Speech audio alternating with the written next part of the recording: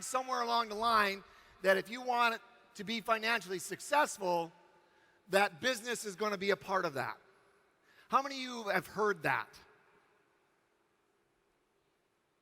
Good. Absolutely. How many know that to be true? Absolutely. So I started my first business at the age of 23. And I started several businesses after that. And about 7, 8 years later, I had more businesses, I had more employees, I had more equipment, I had more headaches, I had more work that I could possibly get done in a day.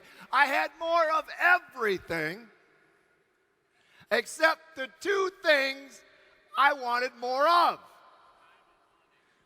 time and money. Can anyone relate to this? Keep your hand up. I'm going to count. 1, 2, 3. Just about everybody. All right, good. Now, at that point, I had gotten frustrated. I had gotten burnt out. And it's funny how much more open we get when we're in pain. Anybody ever notice that? The more pain you're in, the more open you are to trying new things. Right? So I sat down with somebody I had a great deal of respect for, and I was telling him about my situation. I was telling him, you know what? I'm doing everything right. I've started my own business. I'm working really, really, really hard. But I don't seem to be getting anywhere. What is going on? And Bill looked at me across the table and he said this, and I'll never forget this.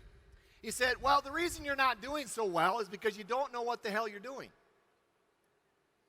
Now, I was a little bit offended at first, but then he went on to explain, look, if you're not as successful as you want to be, it's very simple.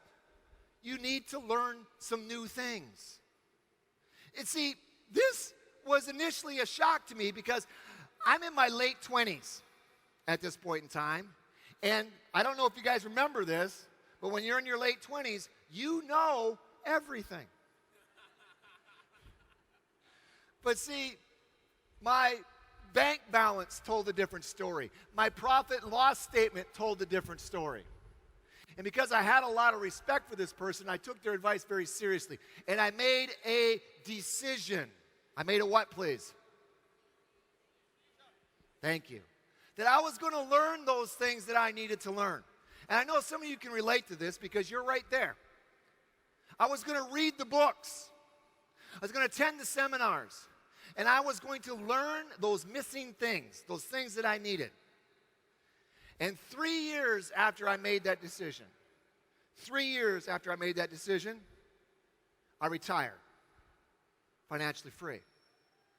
Now, here's the thing to understand. I appreciate the applause, but I don't really deserve it. Because see, 3 years later, I was still me. My DNA had not changed. I was still me. What had changed is what I knew. Because here's the fact, here's the axiom. You can only do what you know. That is the only thing you can do.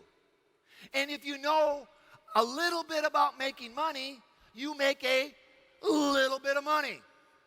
If you know a lot about making money, you can make a lot of money. You guys getting this?